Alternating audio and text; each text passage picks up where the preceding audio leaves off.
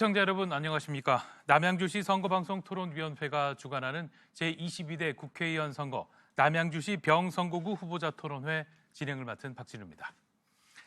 이제 총선이 오늘부로 9일 앞으로 다가왔습니다. 이번 총선에도 사전투표가 진행이 되는데요. 4월 5일 금요일과 4월 6일 토요일 이틀간 시행이 됩니다. 4월 10일에 투표를 하지 못하시는 분들은 4월 5일, 6일 이 투표를 이용해서 소중한 권리 행사를 꼭 하시길 부탁드리겠습니다. 사실 아직까지도 마음을 결정하지 못한 그런 유권자분들이 많은 것 같은데요. 그런 분들을 위해서 오늘 후보자 토론회를 준비했으니까 많은 관심을 갖고 지켜봐 주시길 부탁드립니다. 공직선거법 제82조의 이 규정에 의해 열리는 오늘 토론회가 후보자의 공약과 정책을 검증하는 데 도움이 되길 바라겠습니다. 오늘 토론회 후보자 초청은 공직선거법 제82조의 2, 제4항에 해당하는 기준에 따라 선정됐음을 알려드리고요. 좌석 배치와 발언 순서는 모두 사전 추첨을 통해 결정됐음을 말씀드립니다. 그러면 남양주시 병선거구에 출사표를 던진 2명의 후보를 차례로 소개하겠습니다. 기호 1번 더불어민주당 김용민 후보입니다. 안녕하십니까. 기호 1번 더불어민주당 김용민 후보입니다. 기호 2번 국민의힘 조광한 후보입니다. 안녕하십니까. 기호 2번 국민의힘 조광한 후보입니다. 네, 방금 소개해드린 토론자의 좌석과 발언 순서는 사전에 추첨을 통해 결정이 됐습니다.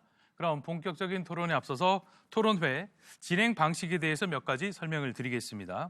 오늘 토론은 후보자들의 시작 발언과 사회자 공통 질문, 그리고 후보자 보충 질문, 후보자 공약 발표 후에 개별 보충 질문, 그리고 후보자 주도권 토론과 마무리 발언 순으로 진행이 됩니다.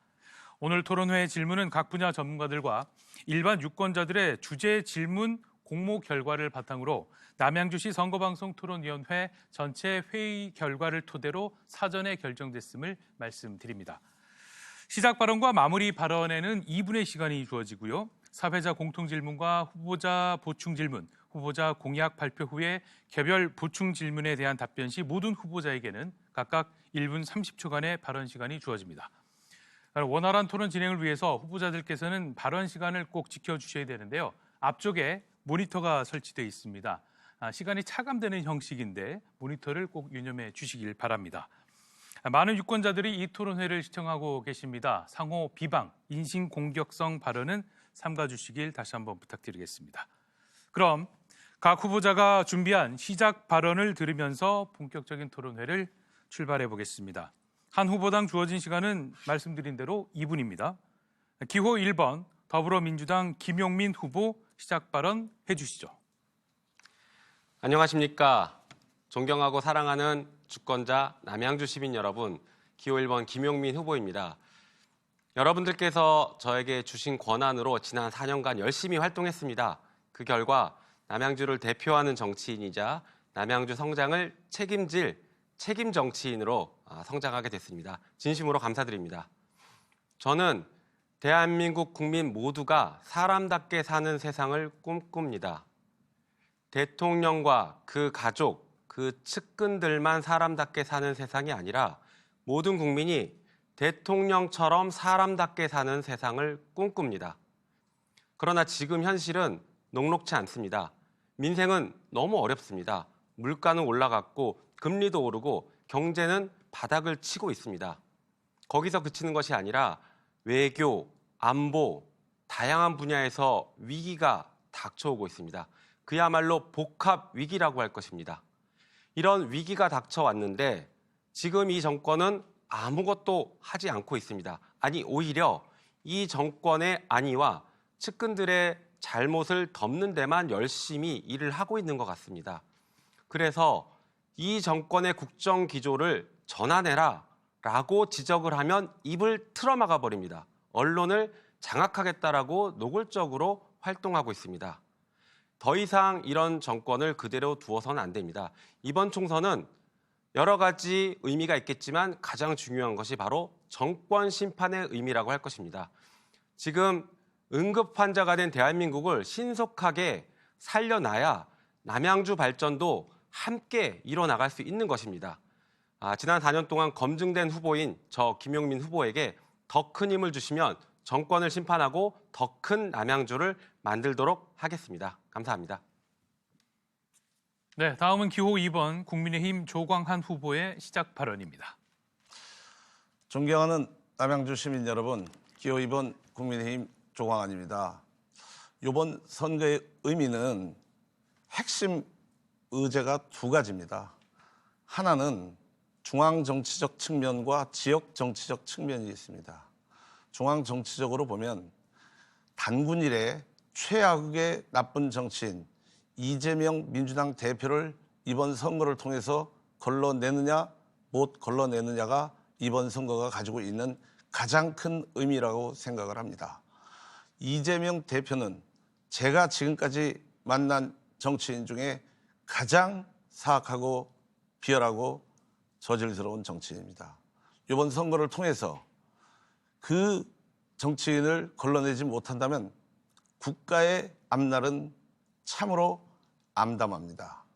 그래서 이번에는 반드시 정권 심판보다는 160구석의 막대한 의석을 가지고 있는 민주당 의회 독재를 심판해야 되는 것이고, 두 번째는 지역 발전입니다. 민주당은 걸핏하면 대통령 탄핵과 그 다음에 하야를 부르짖고 있습니다. 정부를 무력화시켜놓고 어떻게 공약을 실천할 수 있겠습니까? 저는 남양주 시장으로서 이미 많은 정책 분야에서 결과물을 만들어냈습니다. 계곡정비, GTX B 노선 유치, 9호선 등등 남양주 발전에 기초적인 초석을 놓았습니다. 이번에 저는 국회로 진출하면 남양주가 대한민국 1등 도시, 최고의 도시, 우리 시민이 자긍심과 자부심을 가질 수 있는 도시로 확실하게 만들 수 있습니다. 저를 선택해 주십시오.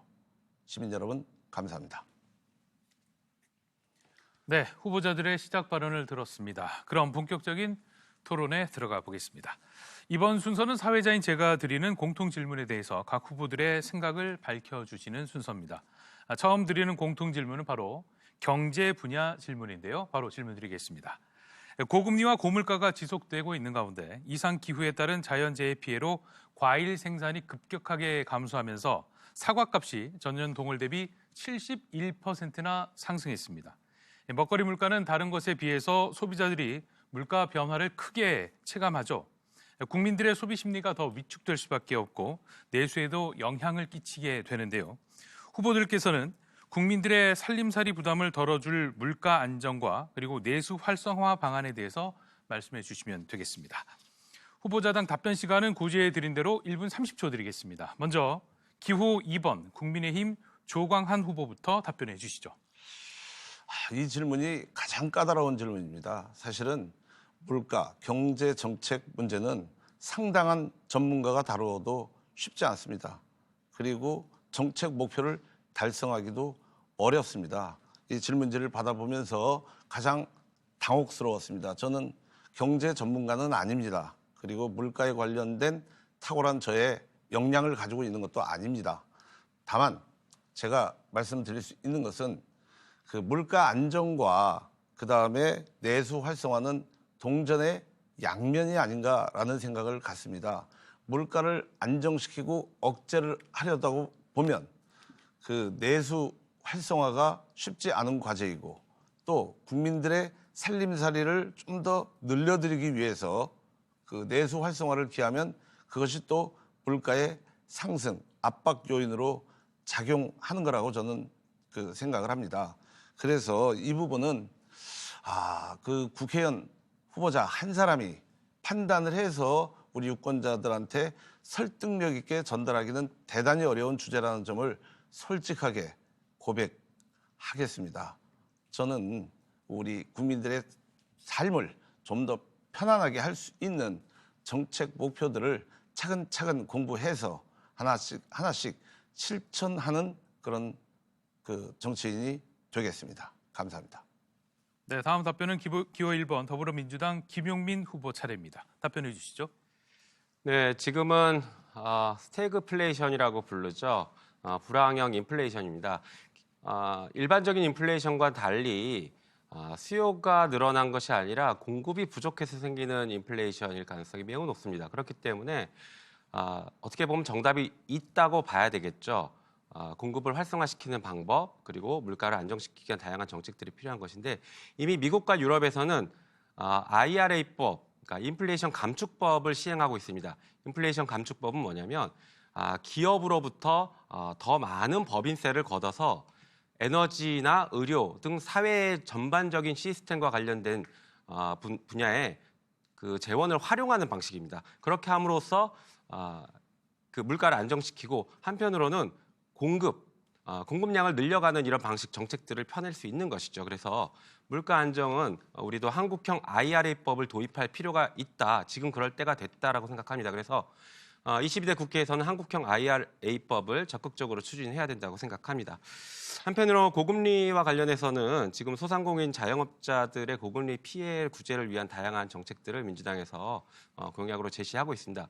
마지막으로 좀 내수 활성화 관련해서 지금 민주당에서는 민생지원금에서 1인당 25만 원의 지원금을 지급해서 내수를 활성화시키자라고 얘기하고 있고 소상공인들이 이 부분을 적극적으로 환영하고 있습니다. 네, 이번에는 보충 질문을 할 수 있는 시간입니다.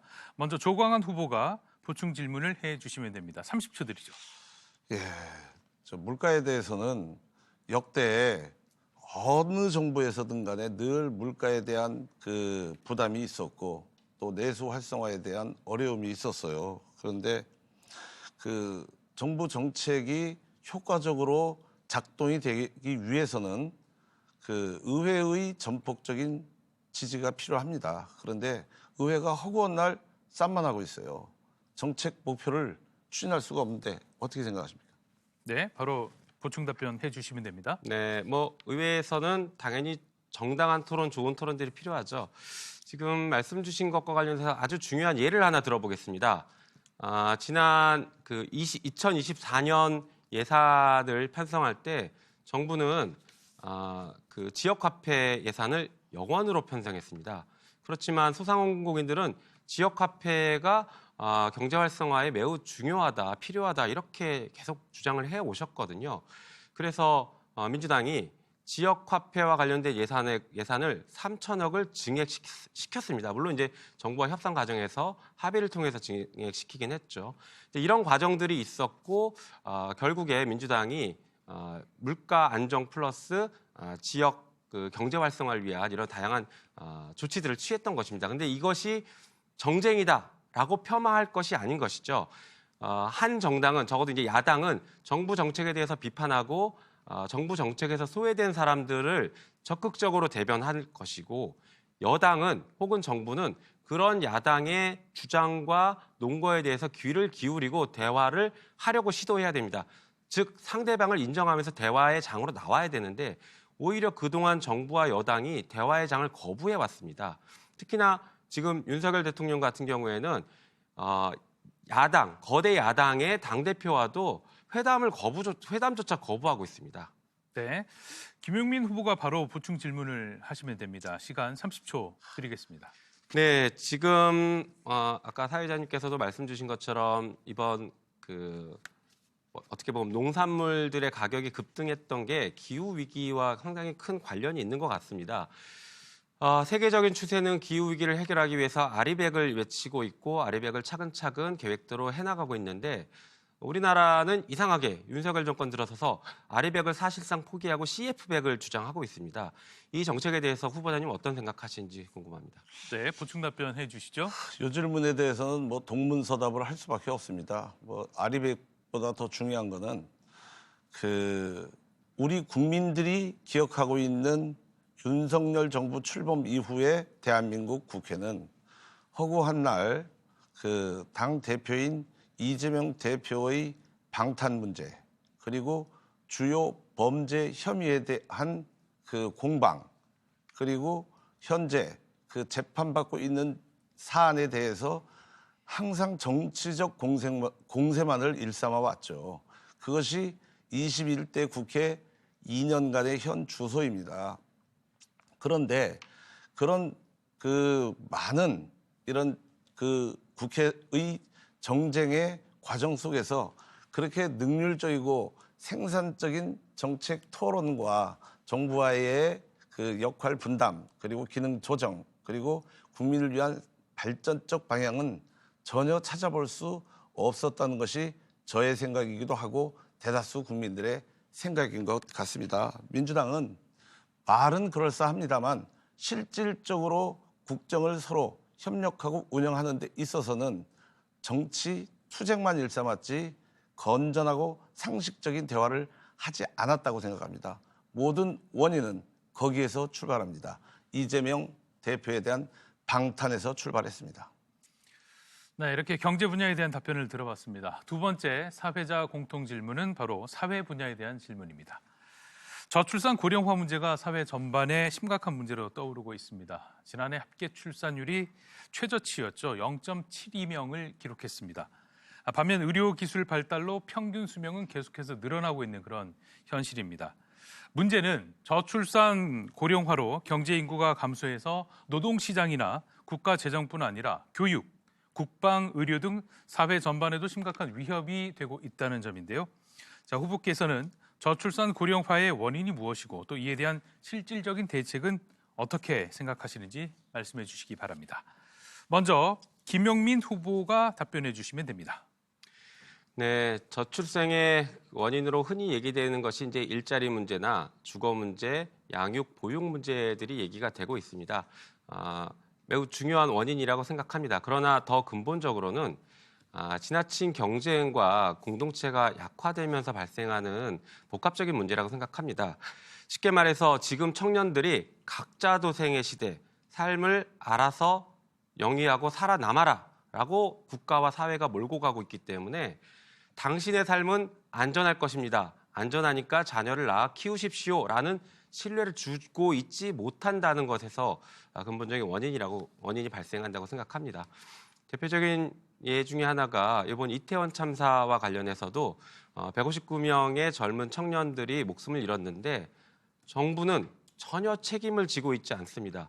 이렇게 생명이 존중되지 않고 있는 나라이다 보니까 아이를 낳아서 키우고 싶은 생각이 줄어들 수밖에 없는 것이죠. 그리고 노동 문제, 인권 문제 이런 부분에 있어서 정부가 그리고 사회가 안전하다, 아이를 낳아도 된다라는 긍정적인 신호를 주어야 됩니다. 물론 지금 단기적으로는 주거와 그다음에 양육, 보육과 관련해서 다양한 정책들을 구체적이고 실질적인 정책들 혹은 현금 지원성 정책들을 피는 것들은 기본적으로는 단기적으로는 필요하다고 보지만 중장기적인 이런 안목이 필요하다 이렇게 생각합니다. 네, 다음은 조광한 후보가 답변해 주시죠. 시간은 마찬가지로 1분 30초입니다. 저출산 고령화 문제는 우리 사회의 가장 심각한 문제라고 생각을 합니다.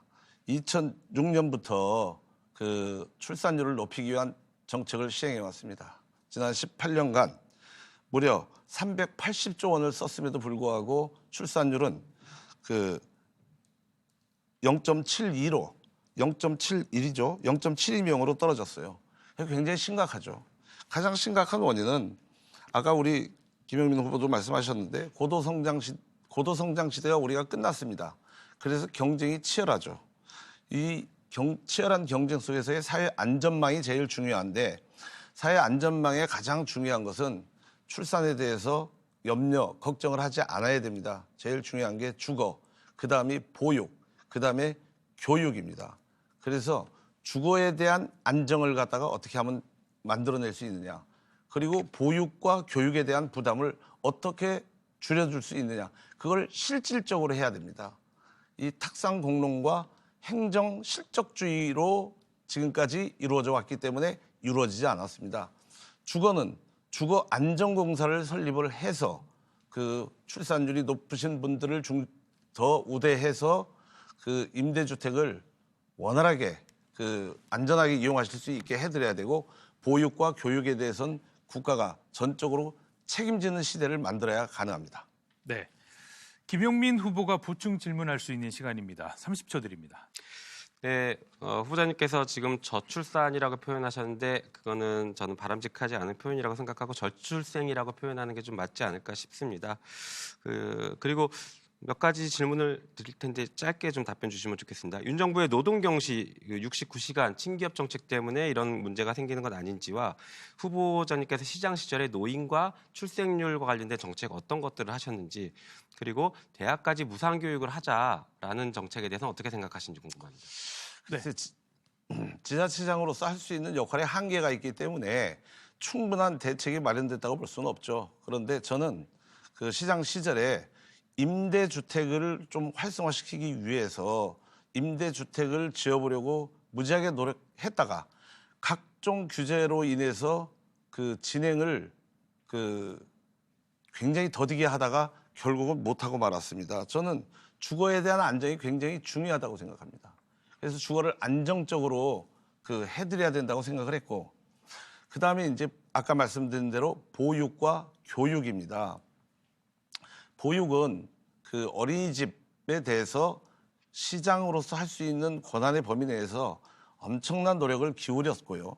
그 다음에 교육에 대해서는 코로나로 인해서 그 중위소득 이하의 그 청소년 학생들한테 노트북 또는 태블릿 PC를 공급하기 위해서 무지하게 노력을 했습니다. 결국은 이 경제적 규모가 커지고 소득 수준이 늘어나는 것이 굉장히 중요하죠. 그게 친노동 정책이어야 되느냐, 친기업 정책이어야 되느냐, 이것도 또한 동전의 양면입니다. 노동을 높이면은 기업이 위축이 되고, 기업을 조금 배려하면은 또 노동이 위축될 수 있기 때문에 그것은 정책 결정자들이 잘 토론해서 합리적인 결론을 도출해야 됩니다. 네, 조광한 후보가 보충 질문할 수 있습니다. 시간 30초 드리겠습니다. 어쨌든 우리의 아까 우리 김영민 후보께서 말씀하셨는데 그 내용이 좋습니다. 저출산이라보다는 저출생이라고 봐야 되겠죠. 저출생.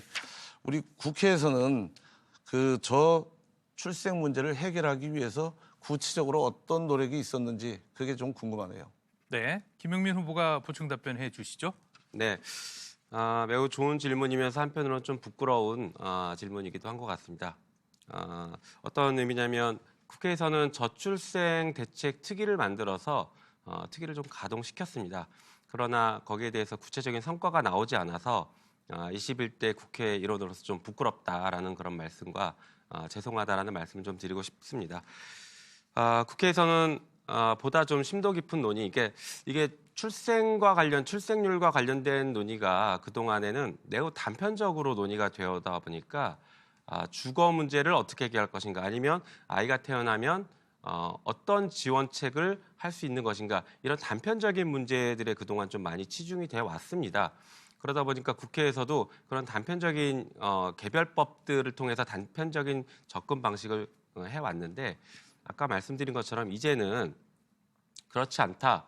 사회가 청년과 아이들의 삶을 보장한다, 안전하다라는 신뢰, 강한 신뢰를 줄 수 있는 그런 종합적인 대책을 마련해야 된다라고 생각합니다. 그래서 우리 조광훈 후보님께서 말씀 주신 것처럼 이 부분은 국회에서 22대 국회에서는 조금 더 심도 깊은 논의를 해야 될 것이고, 저는 저출생 대책 특위를 아예 상설 특위로 본격화시켜서 이제는 국가가 정말 전면적으로 나서야 되지 않을까 싶습니다. 한편으로 정부도 적극적으로 나서야 됩니다, 이 문제는. 네, 사회 분야에 대한 두 후보의 답변 잘 들었습니다. 사회자 공통 질문 세 번째는 바로 정치 분야입니다. 현재 한국은 진영 간, 세대 간, 지역 간, 남녀 간 우리 사회 전반에서 양극화가 만연하고 있습니다. 특히 정치권에서는 이런 갈등을 정치적 세력의 기반으로 삼는 경우가 있어서 더 큰 문제가 되고 있죠. 아주 심각한 상황인데요. 한편 대한민국의 정치는 대립과 갈등이 날로 심화되면서 곳곳에서 정치 개혁의 목소리가 나오고 있는 실정입니다. 자, 후보께서는 정치 갈등의 원인은 무엇이고 이를 해소하고 화합에 다가갈 수 있는 구체적인 방안이 무엇인지 말씀해 주시면 되겠습니다. 먼저 조광한 후보부터 답변해 주시죠. 정치 개혁의 가장 중요한 그 과제인데요. 이 국회의원들이 본인들의 기득권을 내려놓으려고 하지 않아요. 사실은 그래서 정치개혁은 아무것도 안 됩니다. 예를 들면 선거구 획정을 1년 전에 하게 돼 있어요. 법에 32조인가 그렇습니다. 공직선거법. 그런데 역대 국회가 1년 전에 한 적이 한 번도 없어요. 대충 40일 전후해가지고 마지막에 타협을 합니다. 이게 가장 전형적인 국회의원들의 기득권 안 내려놓기죠. 이게 법을 잘 지키면 되는데 이 법도 굉장히 엉망이에요. 그래서 고쳐야 됩니다. 정당법, 공직선거법, 정치자금법 다 고치지 않고 기본적인 제도의 틀을 고치지 않는 한 정치 개혁과 정치 발전은 없습니다. 특히 정당의 수뇌부가 독식하고 있는 공천권을 빨리 국민들한테 돌려줘야 됩니다. 이번에 공천 과정을 보세요. 양당이 뭐 이렇게 저렇게 잡음이 있었지만 특히 민주당의 공천은요 어마어마했습니다. 예를 들면 박용진이라는 후보가 있잖아요. 그 박용진이라는 후보를 3번, 4번씩 조리돌림 해가지고 결국은 낙마시키잖아요. 그것이 정당의 공천권이 가진 가장 상징적인 폐해사례입니다. 기본적으로 정당의 대표가 좌지우지하고 마음대로 하는 공천권을 없애야 됩니다. 네, 다음은 김용민 후보가 답변해 주시죠. 네, 정치 영역이라는 것이 원래 갈등을 조정하고 해소하는 곳입니다. 그래서 정치권에 수많은 갈등이 들어올 수밖에 없습니다. 그렇기 때문에 갈등이 있는 게 정상입니다. 다만 그 갈등을 해결하는 방법이 굉장히 민주적이고 합리적인 절차를 만들어야겠죠. 그래서 합의를 통해서 갈등을 해소하는 게 가장 중요하고 합의가 안 된다면 다수결의 원칙을 통해서 갈등을 해결하는 것이 중요할 것 같습니다. 그러기 위해서 상대를 인정하고 토론하는 문화가 정착이 돼야 되는데 지금 국회나 지금 정치권이 그 부분이 매우 부족하죠. 한편 국민 여러분들께서 정치권에 실망하는 가장 큰 이유는 사실은 배신입니다. 대의제의 배신이라고 저는 부르고 있는데 대표로 뽑아놨더니 그 대표가 뽑힐 때와 뽑힌 뒤에 다르더라. 왜 우리랑 소통하지 않고 우리가 원하는 정책, 우리가 원하는 이야기를 대변해주지 않느냐. 이게 가장 지금 정치가 신뢰받지 못하는 것의 가장 중요한 원인이거든요. 그래서 이 부분을 어떻게 해결할 것인가. 이 문제가 지금 정치권의 가장 중요한 화두라고 저는 생각합니다. 그래서 배신의 정치를 하지 않는 것. 한편으로는 정치권에 대한 정치 혐오를 자꾸 키우는 방식으로 접근하다 보면은 정치를 불신하고 정치의 힘을 줄이는 방향으로 가는데 그것은 결국에 국민 주권이 약화되는 방식입니다. 엘리트 정치가 부활합니다. 네, 자 이번엔 조광한 후보가 보충 질문할 수 있는 시간입니다. 30초 드리죠. 우리 민주당의 요번에 공천 과정이나 그다음에 정당 운영과 관련해서 살펴보면요. 제왕적 대표예요. 저도 정치 한 30년 했지만 그 정도로 부소부리의 권한을 갖다 행사했던 대표는 지금까지 본 적이 없습니다. 그리고 우리 김용민 후보께서 어떻게 느끼시는지. 네, 김용민 후보 보충 답변해 주시죠. 네, 우리 조광환 후보님께서는 처음부터 지금까지 일관되게 이재명 대표에 대한 그런 비판을 이어가고 계신 것 같은데 사실 이번 민주당 공천 과정은 국민의힘 공천 과정보다 훨씬 공정했고 훨씬 깨끗했습니다. 한편으로는 국민이 승리하고 당원들이 승리한 공천이었다라고 평가를 받을 정도입니다. 아까 박용진 후보도 잠깐 말씀해 주셨는데 박용진 후보는 경선에서 탈락한 것입니다. 어떻게 당대표가 경선 과정을 개입한 것이 아니죠.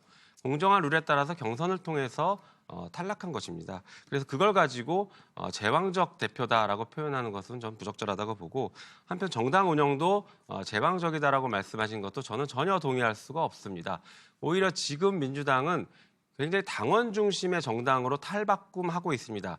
특히 당의 운영이 그동안에는 대의원 중심과 국회의원들 중심이었다면 지금은 대의원의 힘과 국회의원의 힘이 오히려 더 낮아지고 권리당원들의 힘이 점점 세지고 권리당원들의 주장이 당의 운영에 반영되는 구조, 다시 말해 정당 민주주의가 한층 더 강화되는 구조로 가고 있습니다. 그래서 이번 공천 과정에서도 보셔서 아시겠지만 당원들이 현역 의원을 대폭 물갈이했는데 그게 다 경선을 통해서 한 것입니다. 당대표가 좌지우지한 게 아니라는 것을 분명하게 말씀드리고 싶습니다.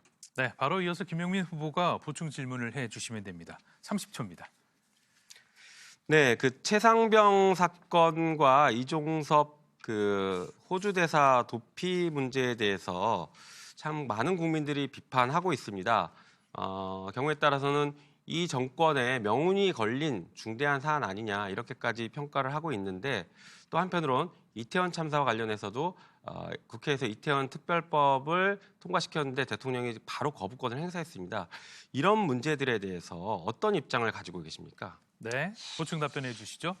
지금 질문하신 뭐 세 가지 내용은 이미 수많은 보도 그리고 엄청난 이 여론을 통해서 다 어느 정도 정리되고 그 각자의 판단이 있을 거라고 생각을 합니다.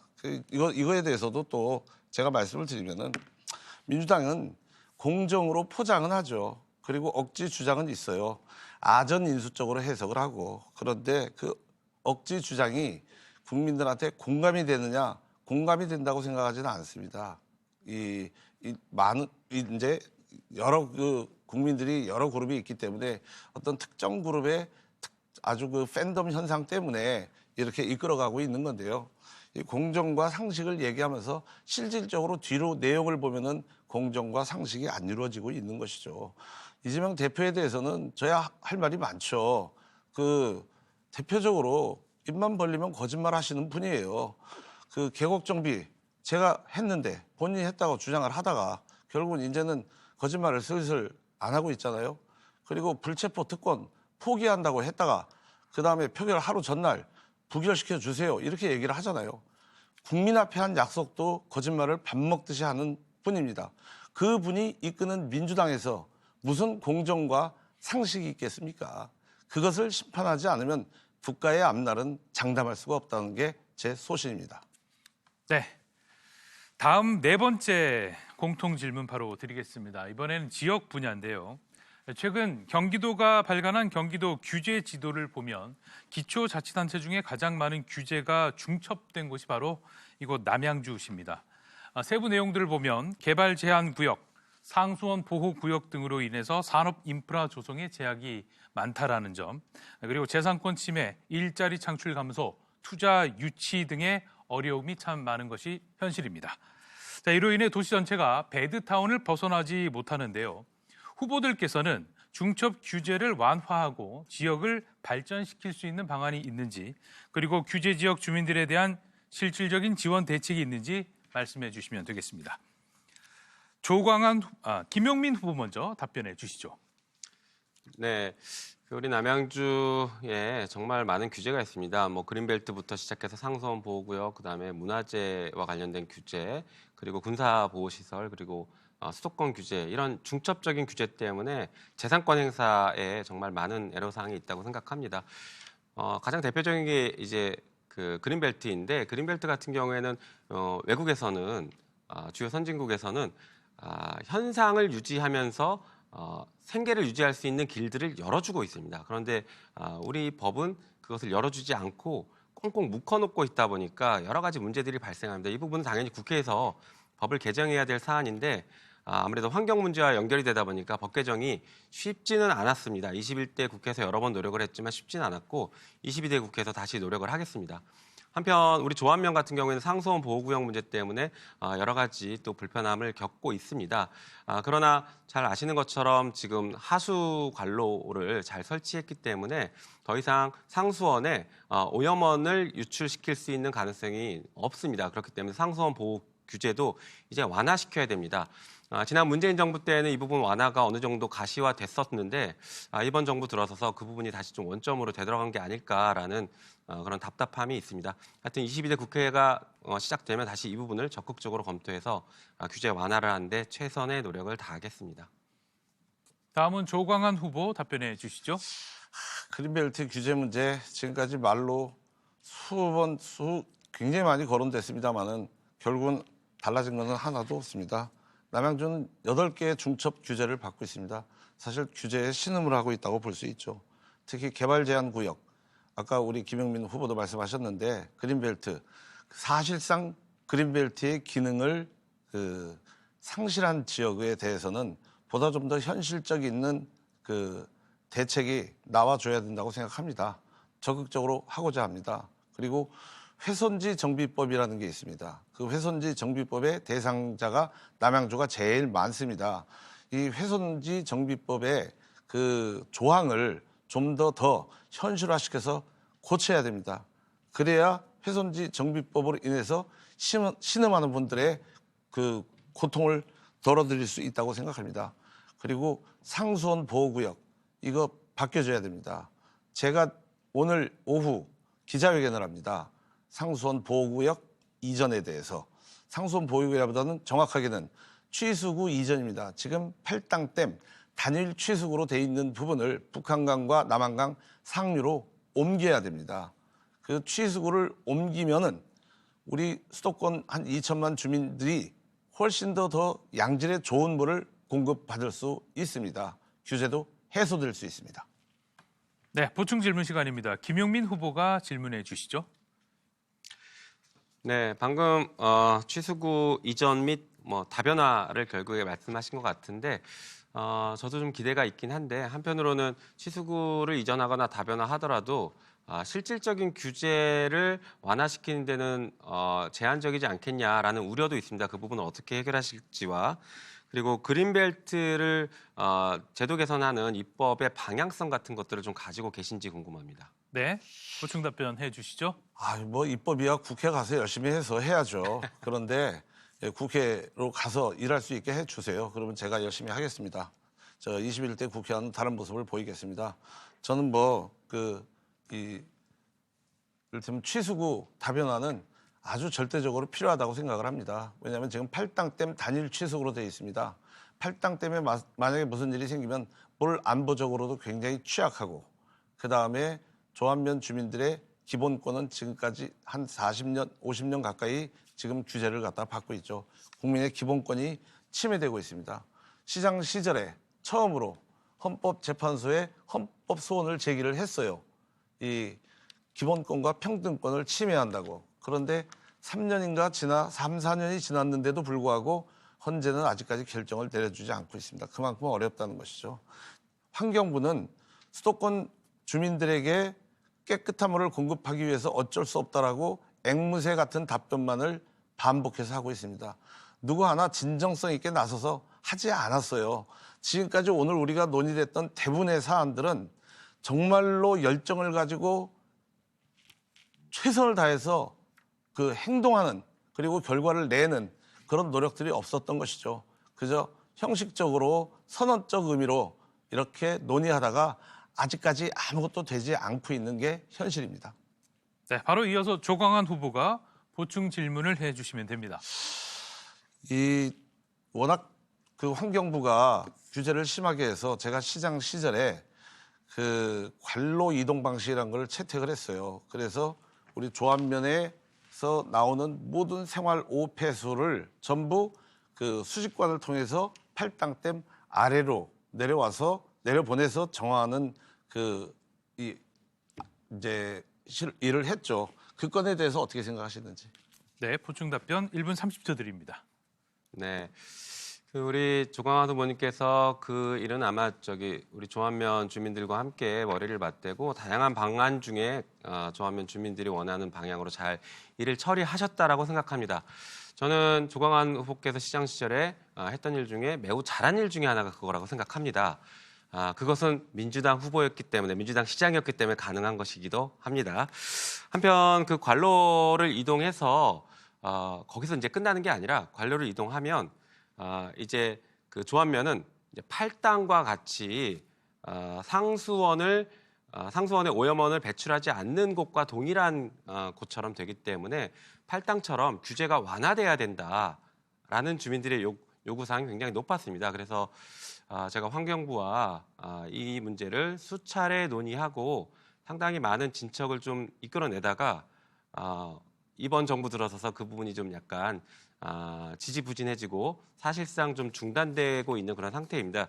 그래서 이 부분은 아까도 말씀드린 것처럼 정권 심판을 통해서 이 정권이 국정기조를 변화하게 만들어야 됩니다. 그래서 지금까지 했던 여러 가지 정책들이나 하지 않아 왔던 것들을 이제는 바꿔야겠구나. 그래서 이런 문제도 똑같이 주민들의 요구사항은 결국엔 이거였구나라고 국정기조를 전환하게 하기 위해서라도 정권 심판이 꼭 필요합니다. 정권 심판이 민생입니다. 네, 여기까지 사회자 공통 질문과 답변을 쭉 들어봤습니다. 이어서 각 후보자들끼리 검증할 수 있는 시간을 가져보겠습니다. 공약 발표 후에 상대 후보자가 질문하고 답변하는 형식으로 진행이 되고요. 후보자별로 3분 동안 공약을 발표할 수 있는 시간을 드립니다. 그리고 개별 보충 질문 시간은 30초고 개별 보충 답변 시간은 각각 1분 30초를 드리겠습니다. 무엇보다 품격 있는 토론회를 위해서 상호 비방은 삼가주시고 오직 정책으로만 토론하는 시간이 되길 기대해 보겠습니다. 자, 그럼 먼저 기호 2번 국민의힘 조광한 후보의 공약 발표가 있겠습니다. 시간은 3분입니다. 시장 시절에 우리 남양주를 발전시키기 위해서 가장 심혈을 기울였던 분야가 철도 교통입니다. 남양주는 1호선부터 9호선까지 단 한 개의 노선도 없었습니다. 제가 시장 시절에 3기 신도시를 제례대 삼아서 GTX B 노선을 남양주에 가져왔고 9호선을 남양주로 가져왔습니다. 철도 교통 문제를 그나마 그래도 상당 부분 해결을 했다고 자부하고 싶습니다. 그런데 남양주의 교통 문제는 이걸로 끝나지 않죠.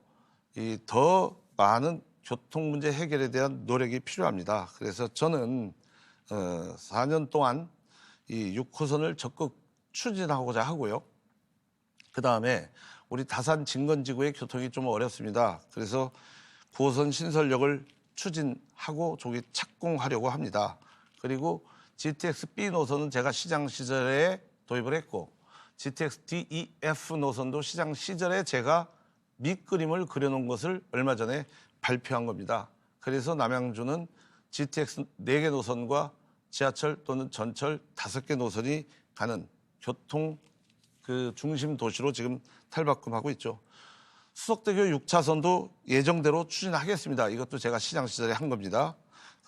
제 공약 중에 특이한 것은 현재 포화 상태에 있는 청량리역의 기능을 덕소역으로 대폭 이전함으로 해서 청량리역과 덕소역이 윈윈하는 그 기반을 조성하고자 합니다. 청량리역에서 출발하는 KTX 그리고 무궁화호, ITX 이런 열차들만이라도 그 덕소역으로 이전한다면은 훨씬 더 원활한 교통이 이루어진다고 생각합니다. 남양주 교통에서 가장 중요한 것은 지금 상봉 또는 청량리까지만 가 있는 경춘선을 수인 분당선과 연결을 해서 갈아타지 않고 강남과 그다음에 수원까지 갈 수 있는 그 시스템을 반드시 만들어야 됩니다. 그리고 제가 시장 시절에 추진했던 복합 행정타운 다산동에 반드시 들어서야 된다고 생각을 합니다. 그리고 남양주의 의료 취약 부분을 개선하기 위해서 대학병원 그리고 달빛 어린이병원 그다음에 의학전문대학원 유치와 같은 일들을 해내야 된다고 생각을 합니다. 그리고 다산 지역의 특수성을 감안해서 교육발전 특구를 만들고 국제학교 유치하고 그다음에 교육 환경도 개선시키고자 합니다.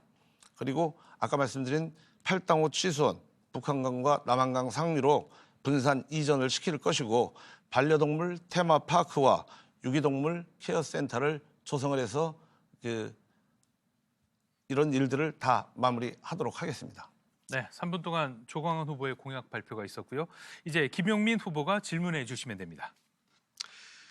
네, 공약을 보니까 좋은 공약들이 많은데 결론적으로는 시장의 공약인 것 같습니다. 그 공약을 이행하시려면 시장을 하시면 될 것 같은데 국회의원으로서의 공약은 보이지가 않는 것 같습니다. 국회의원으로서의 공약은 무엇인지가 궁금하고요.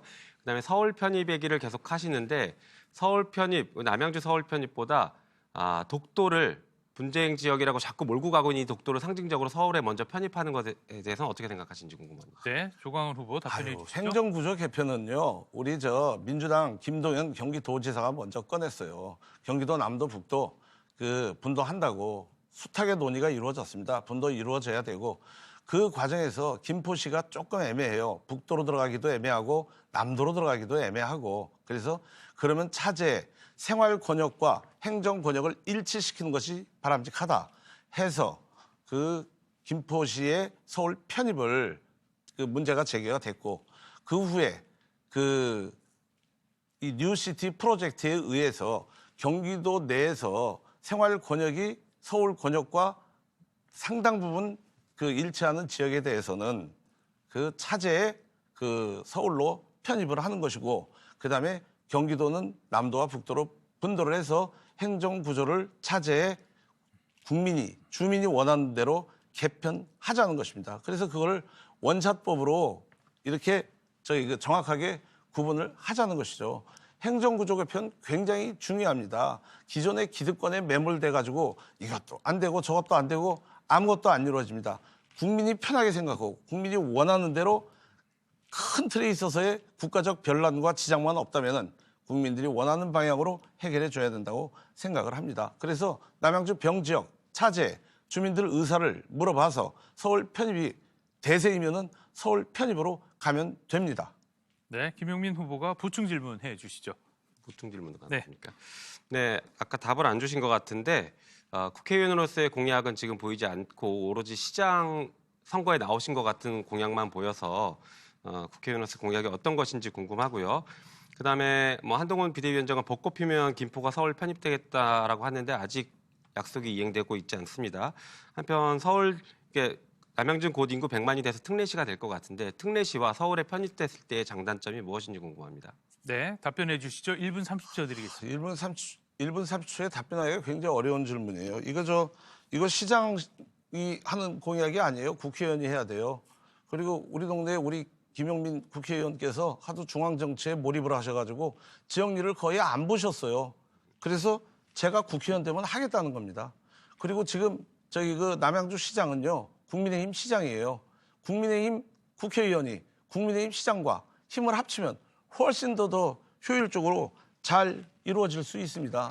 그렇기 때문에 이 국회의원의 역할이 중요한 것이고 그다음에 이 대부분의 많은 일들이 시장과 국회의원 사이에 원활한 협조 관계가 중요하죠. 그리고 정부를 상대로 해서 설득을 해낼 수 있는 게 굉장히 중요합니다. 6호선, 그다음에 9호선 신설역 추진, GTX-B, 수석대교, 청량리역 기능 이전 이런 것들 전부 다 우리 시민들이 절실히 원하는 그리고 국회에서의 이 역할과 역량이 있어야 가능한 겁니다. 그리고 국회의원으로서 가지고 있는 여러 가지 기능들을 잘 활용하는 쉽게 얘기하면 일머리가 있어야 가능한 겁니다. 제가 한 공약들은 전부 국회의원이 어떠한 의지와 어떠한 결기를 가지고 하느냐에 따라서 이루어질 수 있고 이루어질 수도 없는 겁니다. GTX 노선 남양주시도 마찬가지입니다. 네, 여기까지 듣겠습니다. 자, 이번엔 기호 1번 더불어민주당 김용민 후보의 공약을 들어보겠습니다. 발언 시간은 역시 동일하게 3분입니다. 네, 저는 국회의원으로서의 공약과 그리고 지역의 대표자로서의 공약을 좀 나눠서 말씀드리겠습니다. 국회의원으로서는 여러 가지 말씀드릴 수 있는데 이걸 먼저 해야 될 것 같습니다. 지난 촛불혁명 이후에 촛불혁명을 완성시키는 입법적 조치가 아직 미흡하다라는 지적이 많습니다. 다시 말해서 촛불혁명을 완성시킬 수 있는 개헌이 지금 필요한 상태입니다. 대표적으로는 대통령제를 4년 연임제로 바꿔서 책임 정치를 강화하자라는 것과 대통령 결선 투표제를 도입하는 방식 등을 논의해 볼 수 있습니다.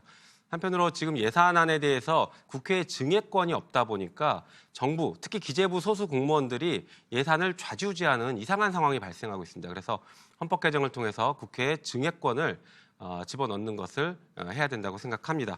한편으로는 기본권도 다양한 분야에서 더 보장을 해야 될 것 같은데 생명권이나 안전권, 주거권 이런 것들을 보장해야 되고 지금 기후위기에 대응할 수 있는 것들도 지금은 이제 헌법에 담아야 합니다. 그리고 검찰개혁은 반드시 수사기소 분리를 완성시켜야 되는데 이 부분도 필요하다면 헌법 개정을 통해서까지 완성을 시킬 필요가 있다고 생각합니다. 한편으로 언론개혁과 정치개혁 이런 것들은 국회의원으로서 반드시 해낼 것이다라고 약속드립니다. 지역에 대해서 좀 말씀드려보겠습니다. 네, 지역 공약은 이렇습니다. 경의중앙선을 지하화하고 복복선을 추진해서 빠른 남양주를 만들겠습니다. 이미 관련된 특별법을 21대 국회에서 통과시켰습니다. 그 통과시킨 법에 따라서 진행하면 됩니다. 그렇게 되면 남양주를 가로지르는 경의중앙선이 사라지고 도시 간의 소통과 발전을 이뤄낼 수 있습니다. 그리고 지하철 9호선 조기 착공 및 추가 역사 신설 추진하겠습니다. 지하철 6호선 신내에서 와부까지 다산을 지나는 와부까지 연장한 적극 추진하겠습니다. 대형 상급 종합병원 유치도 당연히 적극적으로 추진할 것입니다. 그리고 KTX 중앙선 부산행 열차를 덕소역에 정차시키는 것도 추진하겠습니다. 수석대교 6차로 직결 추진도 하겠습니다. 퇴계형 군부대 이전 부지에 대해 공공주택단지 조성을 조기 착공하고 실내 수영장 등 체육시설, 문화공간들을 확충하는 데 열심히 노력하겠습니다. 그리고 남양주 예술의 전당 건설을 적극적으로 추진하겠습니다. 생활체육 종합단지 조성도 추진하겠습니다. 상수원 보호구역과 상수원 관리 규칙을 합리적으로 규제 완화하는 것을 적극적으로 추진하겠습니다. 네, 이런 일들은 당연히 국회에서 국회의원들이 큰 힘을 가지고 해야 될 것들이 있습니다. 한편으로 시에서 시장의 인허가권을 가지고 혹은 시장이 의지가 있어야 해결되는 것들이 상당히 많습니다. 예를 들면 제가 중앙에서 예산을 따와도 시장의 의미가 없으면 사업이 진행이 되지 않습니다. 그래서 이런 부분들은 국회에서 열심히 하고 시에서 할 수 있도록 지원하겠습니다. 네, 김영민 후보의 공약 발표가 있었습니다. 이제 조광한 후보가 질문해 주십시오.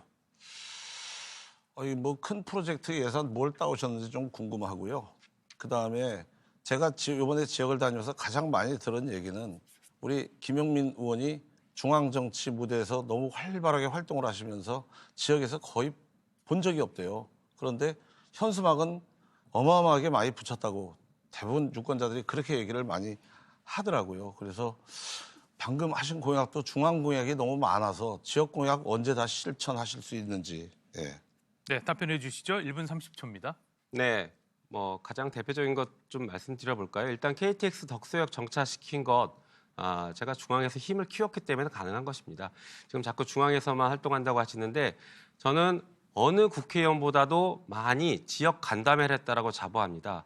국회의원 4년 하는 동안 170번 넘는 간담회를 통해서 지역민들의 민원과 다양한 애환들을 직접 듣고 해결했습니다. 또 한편으로는 지하철 9호선 우리 조광한 후보께서 유치하셨다고 하지만 실제 지하철 9호선이 다산 신도시에 추가 역사 생기는 것은 좌초될 뻔한 것을 제가 살려냈습니다. 한편으로 GH가 다산 신도시 개발을 하면서 발생한 막대한 이익을 다시 도민 환원 사업으로 다산 신도시와 우리 남양주에 재환원하게 하는 것을 불가능했던 것을 가능하게 한 게 바로 접니다. 어떻게 가능하게 했느냐? 왕숙 신도시 개발 사업에 GH는 지분이 0이었습니다. 그런데 왕숙 신도시 개발 사업에 지분을 20%를 참여시킨 것이 제가 중앙에서 활동했기 때문에 가능한 것이었고 그것을 통해서 GH는 다산 신도시 개발 이익을 다시 환원시킬 수 있는 어떤 근거들이 좀 생겼고 한편으로는 왕숙 신도시가 개발되면 거기서 이익도 다시 우리 남양주에 환원시킬 수 있는 일이 생깁니다. 다시 말해 중앙에서 힘을 키운 것을 지역에 쏟아붓고 있습니다. 네, 조광한 후보가 보충 질문할 수 있습니다. 30초 드리겠습니다. 이거 저 안타깝게 우리 김용민 후보가 허위사실 유포에 들어갈지도 모르겠어요. 예, GH 그 환원 사업은 나중에 다 이건 가려봅시다. 근데 이제 우리 그 간담회 많이 하셨다는데 혹시 특정인들하고만 반복적으로 하신 건 아닌가? 저는 그렇게 생각을 하고 있고요. 그 다음에 민주당은 이번에 과반 넘으면 대통령을 탄핵시키면서 정부를 무력화시키겠다고 합니다. 지금 대통령 임기는 3년 남았어요. 어떻게 해결을 해요, 공약을? 네, 답변 이어가 볼까요? 네, 민주당의 공식 공약은 과반 넘으면 탄핵한다라는 얘기는 없습니다. 그거야말로 허위이신 것 같고요. 그 말씀하신 환원 사업은 처음에 잘 진행됐다가 중간에 좌초될 뻔했습니다. 그러다 다시 살려냈기 때문에 아마 그 이후 사정은 아마 이제 구속되신 상황이라서 잘 모르셨을 수도 있는 것 같은데 그 이후 사정이 좀 있었습니다.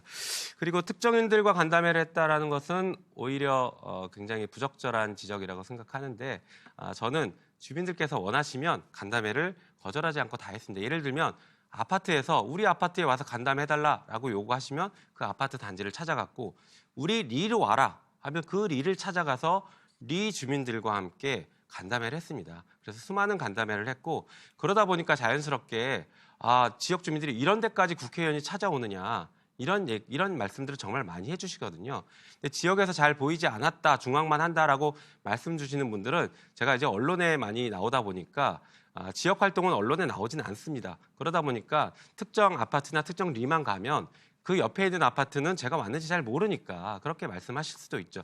이 자리를 빌어서 다시 한번 약속드리고 말씀드립니다. 제가 20대 때 다시 국회의원이 되면 저에게 간담회 요구하십시오. 어디든지 달려가고 언제든지 간담회를 하겠습니다. 그래서 주민 여러분께서 가려운 부분은 제가 시원하게 긁어드리도록 하겠습니다. 네, 이렇게 해서 두 후보가 공약 발표를 했고 질문과 답변까지 이어갔습니다. 자, 이번에는 후보자 주도권 토론으로 한번 넘어가 보겠습니다. 주도권을 가진 후보에게 5분의 시간을 드리겠습니다. 주제 제한은 없습니다. 그냥 자유롭게 토론을 하시면 되는데요. 주도권을 가진 후보자의 토론이 끝난 후에 상대 후보자에게는 반론 시간 1분을 주겠습니다. 그럼 주도권 토론, 먼저 첫 번째 순서는 기호 1번 더불어민주당 김용민 후보부터 시작하겠습니다. 네, 좀 질문할 게 많은데 그냥 일단 쭉 질문을 좀 해보겠습니다.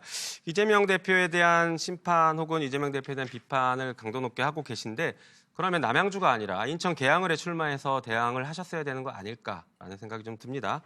한편으로 정치를 하시려는 이유가 상당히 궁금합니다. 지금 말씀하신 것들을 쭉 들어보면 시장 시절에 잘했던 것을 바탕으로 다시 시를 위해서 열심히 일하겠다고 하시니까 그냥 시장 출마하시는 게 맞지 않을까. 혹시 시장과 국회의원의 차이점에 대해서는 좀 명확하게 구별하시는지 궁금합니다. 그리고 이 질문은 지금 바로 좀 답변을 듣고 싶은데 국회의원의 3가지 지위에 대해서 혹시 알고 계십니까? 제가 국회의원을 안 해봐서 정확하게 모르겠네요. 네, 그럼 제가 말씀드리겠습니다. 국회의원은 입법기관으로서의 지위가 있고 그다음에 정치인으로서, 정당인으로서의 지위가 있고 또 하나는 지역대표로서의 지위가 있습니다. 제가 지역 공약을 얘기하고 우리 조광호 후보님이 지역 공약을 얘기하는 건 지역대표로서의 공약을 말씀드리는 것이고 국회의원으로서 나는 어떤 입법을 하겠다. 그리고 행정부를 어떻게 견제하겠다. 이런 것들을 같이 논의를 해야 되는데 그런 역할들이 지금 빠져 있다라는 것을 좀 말씀드리고 싶습니다. 혹시 시장 재임 시절에 시민들과 간담회, 친목 모임이 아닌 진짜 간담회를 몇 번 정도 하셨습니까? 많이 했습니다. 대략 기억나시는 게 있습니까? 몇 번 정도 했습니까? 상당히 많은 횟수를 정확하게 다 못하지만 100회는 넘습니까 혹시? 넘죠. 넘습니까? 넘죠. 네. 그 정도는 알겠습니다. 넘죠. 자, 그렇다면 우리 시민 여러분들 진짜 우리 조광한 시장 시절에 간담회를 얼마큼 하셨는지 한번 좀 손꼽아 봐주시고 저는 이게 굉장히 필요하다고 생각합니다. 국회의원 혹은 선출된 공직자인 시장은 시민들을 많이 만나고 간담회를 많이 해야 됩니다. 그러니까 행사 다니면서 만난 게 아니라 별도로 간담회를 통해서 시민들이 그들의 목소리를 1시간, 2시간이고 계속 말씀드릴 수 있는 것을 저는 간담회라고 얘기하는 것입니다. 행사 가서 인사한 것은 간담회라고 저는 말씀드리기가 어려울 것 같습니다. 한편 이런 얘기들이 좀 지역에서 많이 들리더라고요. 권위적이고 시민들과 소통이 좀 어렵다라는 지적이 들리는데 여기에 대해서는 어떻게 대응하실 것인지 좀 궁금합니다. 그리고 또 한편으로는 아마 많이 얘기 들으셨을 것 같은데 이게 당적 변경한 것이 이번 한 번만은 아닌 것 같긴 한데 여기에 대해서 시민들께 어떻게 좀 설명을 하실 수 있을 것인지 좀 궁금합니다. 그리고 이것도 좀 궁금한데요. 시장 재임 시절에 법정 구속됐던 게 상당히 이례적인 일인데 여기에 대해서 좀 억울한 심정을 가지고 계십니까? 저 당원 379명 모집했다고 법정 구속됐어요. 그러니까 억울하신지 궁금합니다. 예? 억울하십니까? 당연히 억울하죠. 그렇다면 혹시 검찰개혁의 필요성에 동의하십니까? 네? 검찰개혁의 필요성에 동의하십니까? 사법개혁의 필요성에 동의합니다. 네, 알겠습니다. 왜냐하면 저를 법정 구속한 주체는 네, 아니 사법부입니다. 기소는 또 검찰이 했으니까 동의하신다고 포괄적으로 동의하신다고 보겠습니다. 그것도. 자, 그리고 네. 민주당 시장 시절의 수많은 성과들을 말씀하셨는데 저는 지금은 타당이지만 그 당시 시장 시절에 많은 성과를 내신 것에 기본적으로 동의를 하고 존중합니다. 그런데 그때 가능했던 것은 민주당 정권의 민주당 시장이었기 때문에 가능했고 우리 후보님께서 늘 자랑하시는 것처럼 민주당에 수많은 인맥들이 있었기 때문에 가능했었다라고 저는 보고 있습니다. 그런데 지금 당을 바꿔서 국민의힘으로 들어가셨는데 국민의힘에서는 그동안 쌓아온 인맥이 거의 없을 거라고 봅니다. 다시 말해 정치인이 힘이 있다라고 하는 것은 뭐 경험해 보셔서 아시겠지만 내가 동원할 수 있는 네트워크가 어느 정도 되느냐, 혹은 내가 어느 정도 당원이나 국민들로부터 지지를 받고 있느냐, 이것에 따라 달라질 수 있다고 보는데, 국민의힘에서 과연 힘 있는 정치인이라고 인정받을 수 있는지 어떻게 스스로 평가하시는지 궁금하고요. 답변 시간을 드려야 되니까 마지막으로 하나만 더 짧게 질문 드리겠습니다. 홍범도 장군 흉상 이전에 대해서 많은 국민들이 분노하고 있습니다. 여기에 대해서 잘했다고 생각하시는지 궁금합니다. 답변 부탁드립니다. 이렇게 많은 답변을 5분 동안 쏟아내고 그다음에 답변을 하라고 해요? 아니, 또 답변 시간 어차피 있어요. 아이고. 1분 30초, 1분 있습니다. 예, 네. 그냥 뭐 몇 가지 우선 일단 굵직한 것만 얘기를 하겠습니다. 개항을에 출마를 하는 게 맞을 수도 있죠. 이재명이라는 그 단군 일의 가장 사악한 정치인하고 한번 붙어보고 싶죠. 그런데 남양주 시장을 한 사람이기 때문에 남양주를 떠날 수가 없습니다. 그리고 또 남양주 시장으로서 제가 쌓았던, 이루었던 업적도 있고, 그런데 미흡하기 때문에 그것을 국회의원으로서 다시 한번 재탄생시켜보고자 하는 게 제가 가지고 있는 가장 큰 이유입니다. 네, 시간을 이어서 1분을 사용하시면 될 것 같습니다. 조광은 후보가 반론 시간 사용하겠습니다. 1분을, 이건 토론이 굉장히 잘못된 것 같아요. 왜냐하면 하나 질문을 하고 답변을 하고 그래야지 한 10개를 쭉 해가지고 이렇게 하니까. 그리고 저는 당적 변경 한 적 없습니다. 당적 변경 딱 한 번 했어요. 그거는 이번 공천 과정에서 보셨잖아요. 이재명이라는 사람이 본인한테 조금이라도 심기 불편한 사람들은 전부 공천 탈락시켰어요. 본인한테 본인을 불쾌하거나 기분 나쁘게 한 사람들 다 탈락시켰습니다. 그리고 이재명 같은 사람을 어떻게 대통령 후보로 뽑습니까? 그건 민주당이 아니에요. 지금 민주당에는 헛개비들만 다니고 있는 겁니다. 정상적 사고와 정상적 판단이면 이재명 같은 사람은 절대 대통령 후보가 돼서는 안 되고 또 당대표가 돼서는 안 됩니다. 그런 당에 몸담고 있는 게 부끄럽지도 않은가, 저는 그런 생각을 합니다. 결국은 다 죽었잖아요. 네, 저만 1년 전에 깨끗하게 물러났습니다. 네. 자, 주도권 토론은 이제 기호 2번 국민의힘 조광한 후보 순서입니다. 시간 5분 드리겠습니다. 시작해 주시죠. 예, 저는 뭐 그냥 그 일문일답식으로 하겠습니다. 그렇게 많은 질문들을 쏟아놓고 그 많은 질문들을 갖다가 답변하라 그러면 이게 정말 좀 약간 좀 그렇죠. 예. 우선 뭐 이렇게 말씀은 잘 하시는데 대한민국 정치가 발전하지 못한 이유가요. 지난 20년, 30년간 하나도 발전된 게 없어요. 그러면서 정치개혁, 정치발전 점점 더 나빠지고 있어요. 국회의원들의, 저는 14대 국회부터 국회의원들의 모습을 봤는데 14대부터 21대까지 쭉 내려오면서 점점 더 국회의원들이 하향 평준되고 있습니다. 그거에 대해서 어떻게 생각하세요? 국회의원의 자질에 대해서 말씀 주신다면 뭐 국민들의 비판은 저도 달게 받아야 된다고 생각합니다. 뭐 우스갯소리 이런 말 있지 않습니까? 국회의원은 아무나 된다. 그런데 되기가 어렵다. 네, 이런 얘기가 있는데 그 정도로 국회의원 개개인들에 대해서 국민들께서 실망하시는 부분들 여러 가지 지점이 있다고 생각합니다. 근데 이 문제는 아까 말씀드린 것처럼 대의제의 배신, 뽑아놓으니까 바뀌더라. 이게 가장 핵심이라고 봅니다. 그래서 그러지 않기 위해서 끊임없이 유권자들과 소통해야 되고 또 끊임없이 그분들의 요구를 받아들이고 나중에는 그분들이 평가할 수 있는 방식들을 만들어야 된다고 생각합니다. 정치개혁 아까 국회의원 특권 내려놓기 말씀 주셨는데 그 정도 하시고 예. 제 질문이니까 알겠습니다. 짧게 답변하시면 돼요. 네. 그리고 제가 민주당 시장 시절에 상당한 업적을 쌓았다고 이렇게 우리 김용민 의원도 칭찬을 해주셨는데요. 우리 김용민 의원 어떤 프로젝트를 이렇게 해보자고 저한테 제안한 적이 있나요? 의원 시절에? 혹시 기억나실지 모르겠지만 수석대교 6차로 직결이 어려우니까 이 부분 해결하자라는 얘기도 있었고 그다음에 왕숙 신도시 개발할 때 GH 지분을 0으로 했는데 이거 늘려야 되는 거 아니냐라는 것도 같이 상의했었고 예, 저랑 가장 많이 얘기할게요. 논의했던 건 6호선이었죠. 기억나시죠? 김용민 의원의 기억과 나의 기억이 다른 것 같아요. 저는 뭐 우리 김용민 의원으로부터 저 한번 만나자고 한 제안을 받아본 적이 없습니다. 그리고 제가 민주당 시절에 쌓았던 업적은 우리 남양주의 갑을병 이 현역 국회의원들이 지독히 저를 갖다가 반대했습니다. 사사건건 발목을 잡았어요. 시의원들을 시켜가지고 거의 시의원들이 그 국회의원들의 그냥 행동 대장격이었죠. 그리고 그 대표적인 사례가 그거예요. 이 이재명이라는 도지사가 그 특정 감사를 내려왔어요. 그 감사 나온 게 뭐냐면은 본인이 하지 않은 하천 계곡 정비를 본인이 처음 하지 않았거든요. 제가 처음 했는데 본인이 마치 처음 한 것처럼 언론 플레이를 했어요. 그거를 우리 8급 여직원이 속상하니까 댓글을 달았어요. 그냥 이렇게 거짓말하는 사람이 대통령 되면 참 큰일 나겠네. 그랬더니 그 여직원을 징계하겠다고 감사를 내려보냈습니다. 그런데 그때 제가 이건 지방자치사무이기 때문에 감사를 받을 수 없다라고 해서 우리 직원을 보호하기 위해서 피켓을 들었습니다.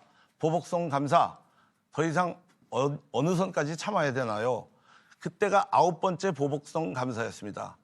그 9번째 인권 유린성 보복 감사에 대해서 그 감사 받으라고 성명서를 내신 분이 바로 옆에 계신 분입니다. 저 갑 지역의 조응천 의원, 을 지역의 김한정 의원 다 공동 연명으로 성명서를 갖다가 냈어요. 그러놓고 실질적인 자기 양심과 자기의 이 정직성이 되게 중요합니다. 정치인들을 국민들이 신뢰하지 않는 이유는 마음속에 있는 자기 양심과 국민들을 향해서 쏟아내는 언어가 다르기 때문에 그럽니다. 민주당 당대표가 가장 최고 수준입니다. 그리고 현재 민주당에서 공천으로 살아남은 사람들의 대다수가 그렇습니다. 아마 제가 장담하건대 22대 국회는 21대 국회보다 훨씬 더 최악의 국회가 될 가능성이 많습니다. 지금 민주당 공천자들의 면면을 보면 기본적인 상식이 약간 의심되는 사람들이 너무나 많습니다. 오죽하면 국민들이 그 우려를 갖다가 하겠습니다. 제가 구체적으로 험악한 용어를 사용하지는 않겠습니다. 정치인들을 국민들이 신뢰하지 않는 가장 큰 이유는 정치인들이 정직하지 않습니다. 그리고 대충 어영부영 얼렁뚱땅 그리고 그럴듯한 단어들을 남발해가지고 국민들을 현혹시키죠. 그래서 또 국민들은 속보 넘어갑니다. 그러고 난 다음에 4년 동안 또 상처를 받다가 또 그 국회의원을 갖다가 선출하거나 뽑습니다. 이런 악순환 반복돼야 됩니까? 네, 주도권 시간을 다 사용을 하셨는데요. 그럼 김용민 후보가 반론 시간을 사용하겠습니다. 1분입니다. 네, 정치인들이 정직하지 않다라는 것에 대해서 일부분 동의하면서 시장 시절에 법정 구속되신 분께서 그런 말씀을 하시니까 좀 어색하다라는 생각이 듭니다. 한편 제가 만나자라고 제안한 적이 없다고 하시는데 저랑 여러 번 만났고 당정 협의까지 했는데 만나지 않았다라고 하니까 또 그것도 이해하기 좀 어렵습니다. 지금 쭉 말씀을 들어보면 왜 국회의원에 출마하려고 하는지 아직도 저는 좀 납득이 안 갑니다. 국민 여러분들께 그리고 시민 여러분들께 저는 이러해서 국회의원이 되겠습니다라는 것을 설명해 주셔야 되는데 오로지 이재명 대표에 대한 억울함과 악에 바쳐서 이것을 호소하기 위해서 정치에 출마했다라고밖에 좀 이해가 안 되게 말씀을 하고 계셔서 이 부분들은 시민들께서 좀 현명하게 판단해 주셨으면 좋겠다라는 생각이 듭니다. 한편으로 그 시장 시절에 생일 파티 여러 번 했다라는 게 언론 보도가 나서 저희가 좀 부끄러웠던 적도 있다는 것도 한번 지적드리고 싶습니다. 네, 이렇게 해서 두 후보의 주도권 토론과 반론 시간까지 모두 사용했습니다. 자, 두 분의 정책 그리고 공약, 견해까지 한 자리에서 쭉 들어봤는데요. 이곳 토론 회장에서는 저는 느끼고 있거든요. 두 분의 아주 팽팽한 기운이 느껴지고 있습니다. 아직 못다한 얘기가 좀 많이 있는 것 같은데 유권자들에게 꼭 하고 싶은 말, 마지막 발언할 수 있는 기회를 조금 더 드리겠습니다. 시간은 2분 정도 드리겠습니다. 먼저 기호 2번 국민의힘 조광한 후보부터 말씀해 주시죠. 오늘 보셨다시피 우리 김용민 의원이 참 말을 잘합니다. 그리고 그럴듯하게 상대를 헐뜯고 모욕을 주고 있죠. 생일 파티 여러 번 아닙니다. MBC의 악의적인 보도였죠. 우리 여자 과장들이 그 조그만 한 2만 원 정도 되는 상당의 케이크 가지고 와가지고 그냥 생일 축하합니다. 노래 부른 겁니다. 그거를 갖다가 황제 생일 파티라고 그래가지고 케이크 4번 노래 부른 걸 가지고 MBC가 굉장히 악의적인 보도를 갖다 했죠. 침소봉대 된 겁니다. 그러니까 내용을 정확하게 알고 지적을 갖다가 해야 되는데 그런 식으로 표현을 하니까 사람들은 어마어마한 게 있는 것 같죠. 이게 바로 정치의 문제입니다. 말만 잘하는 정치인들의 문제입니다. 정치 가슴으로 해야 됩니다. 머리로 하고 입으로 하면 안 됩니다. 이재명과 우리 지금 토론에 나온 후보가 저는 그렇다고 생각을 합니다. 그다음에 자꾸 법정 구속 얘기를 했는데요. 이건 모든 법조인들이 납득을 하지 못하는 겁니다. 대통령 선거를 3월 9일인데 2월 15일 날 저를 법정 구속했습니다. 제 혐의 내용이 뭔지 아십니까? 당원 379명 모집을 저를 위해서 제 주변 사람들이 379명 모집했다고 해가지고 그거를 간접적으로 보고받고 간접적으로 지시했다 그래가지고 제가 지방공무원법 위반이 됐습니다. 당원 379명입니다.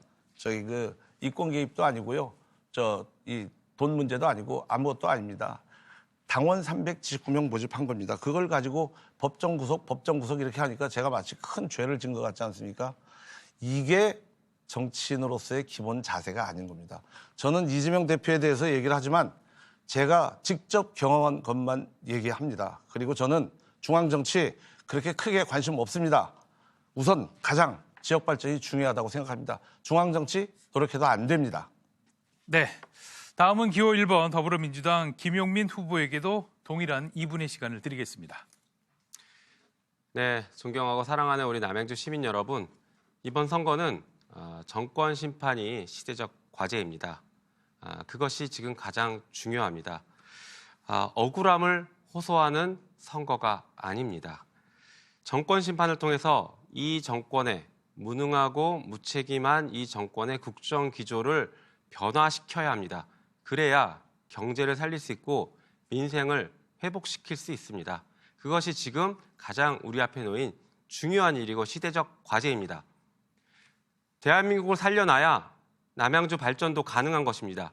대한민국이 이렇게 무너지고 있는데 남양주 혼자 발전할 수 없습니다. 이것은 동시에 추진 가능한 것입니다. 어느 것이 더 우선이고 뒤 이런 문제를 떠나서 동시에 가능하다는 것 분명하게 말씀드립니다. 한편 저는 지금 각자 도생으로 내몰리고 있고 거리에서 청년들이 갑자기 사망을 하더라도 아무도 책임지지 않는 이런 나라가 아니라 따뜻한 나라를 만들어야 된다고 생각합니다. 따뜻한 나라, 넉넉한 삶을 지키기 위해서 그렇게 만들기 위해서 정치를 바꿔야 하고 이번 22대 국회에서는 그런 의미의 심판 선거를 해주시기 바랍니다. 그리고 미래를 보고 심판해 주시기 바랍니다. 한편 저는 정의로운 나라를 만들어야 한다고 생각합니다. 지금 이 정권 어떻습니까? 공정과 상식을 얘기하고 있지만 정말 정의를 땅바닥에 내팽개치고 있습니다. 대통령과 가족 그 측근들의 범죄에 대해서는 덮느라 급급한 상태입니다. 그렇게 되면 우리 아이들에게 부끄러운 미래만 남겨주는 것입니다. 우리가 우리의 아이들에게 정의로운 나라, 따뜻한 나라를 물려줄 수 있도록 이번 선거에서 이 정권에게 회초리를 들어주시기 바랍니다. 한편 지역을 위해서도 더 열심히 더 큰 남양주 만들겠습니다. 네, 이렇게 두 후보의 마무리 발언까지 들었습니다. 남양주시 선거방송토론위원회가 주관하는 제22대 국회의원 선거 남양주시 병선거구 후보자 토론회. 오늘 순서는 여기까지입니다. 두 후보 모두 고생 많으셨습니다. 네, 고맙습니다. 감사합니다. 네. 감사합니다. 자, 어떻게 토론회를 보시고 마음의 결정을 하셨는지 모르겠습니다. 선거 참여는 유권자 여러분의 소중한 권리이자 또 국가와 지역 발전을 위해서 꼭 해야 하는 의무라고 생각이 됩니다. 모쪼록 현명한 판단 그리고 객관적인 검증을 통해서 국가와 지역 발전을 위해서 여러분의 소중한 한 표를 꼭 행사하시길 부탁드리겠습니다. 그리고 마치기 전에 오늘 토론회를 놓치신 분들을 위해서 인터넷과 모바일을 통해서 다시 보기할 수 있다는 점도 말씀드립니다. 또 하나 사전투표 안내도 한 번 더 해드리죠. 제22대 국회의원 선거 사전투표일은 4월 5일 금요일과 4월 6일 토요일, 그리고 선거일 투표는 수요일이죠. 4월 10일이라는 점 다시 한번 말씀드리겠습니다. 또 하나 첨가해서 공직선거법 제82조의 이 규정에 따라 기호 7번 개혁신당 정재준 후보자의 방송 연설이 곧 이어질 예정입니다. 끝까지 함께 시청해 주시길 부탁드립니다. 함께해 주신 여러분 대단히 고맙습니다.